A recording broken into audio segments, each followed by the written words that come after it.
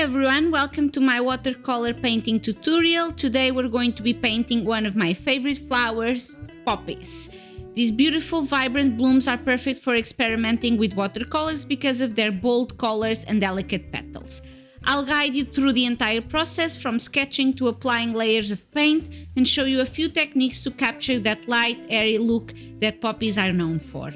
So if you start with a pencil sketch, make sure you make it light. Poppies have a very distinctive shape and we're going to keep it loose and light. Start by drawing just a small circle, which is the flower center, and this will help you place your petals. For the petals, imagine soft irregular shapes that overlap each other. Poppies have delicate crinkled petals, so don't worry about making them perfect. You want that irregularity and because it just adds more character. Add a few elongated stems below the blooms. Poppy stems can be tall and slightly wavy, giving them a whimsical nature appearance. So we will start with wetting the area of the paper where our petals are going. This is called the wet on wet technique, which I've spoken about before in the October challenge, and this will help the color spread softly and give the petals a natural blended look. Then you load your brush with some paint and gently drop it in the wet areas. And then you let the watercolor flow and blend on its own. If the color spreads outside the lines, don't worry, poppy petals are delicate and have irregular edges, so this will actually help capture that effect.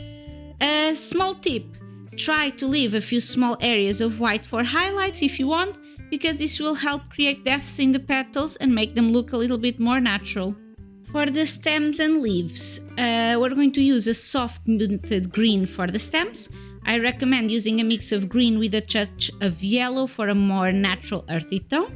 And then with a fine tipped brush, paint the stems in one smooth stroke. Poppy stems are quite thin and delicate, so try to keep your brush steady and light. For the leaves, mix a slightly darker shade of green. Poppy leaves are long and lopped with a spiky jagged edge. Use quick small brush strokes to suggest this texture.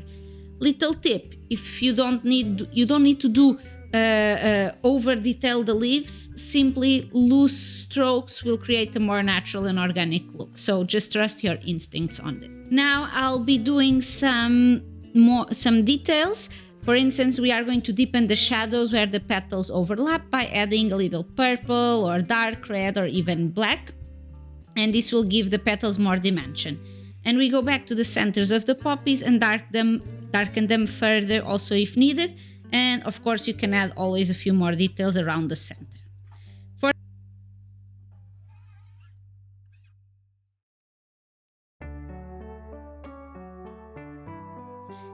will let you follow along now for a bit without talking and talk to you soon.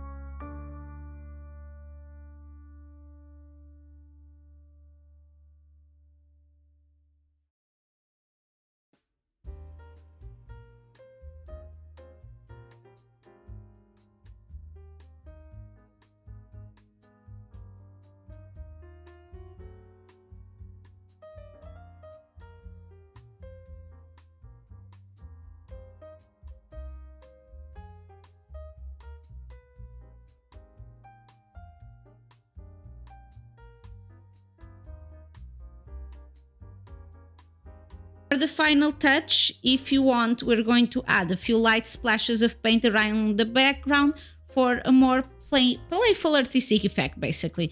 For this, you use a loaded brush and tap it lightly to create the small droplets of color that watercolors are so famous for. Just one more tip before we finish: always be careful not to overwork your painting. Sometimes less is more, and in watercolors, the natural flow of the color will shine through if you don't do too much.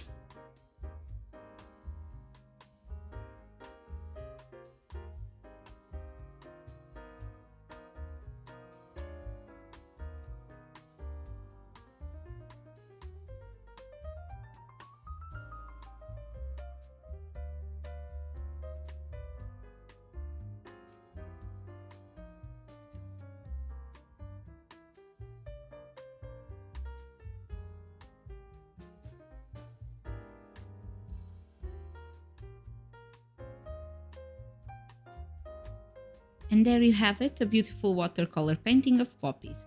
I hope you enjoyed following along and picked up some new techniques today. Watercolor is all about experimenting, so don't be afraid to play around with the different colors and brush strokes. If you like this video, don't forget to give it a thumbs up and subscribe for more watercolor tutorials. Feel free to share your own poppy paintings in the comments. I'd love to see what you create.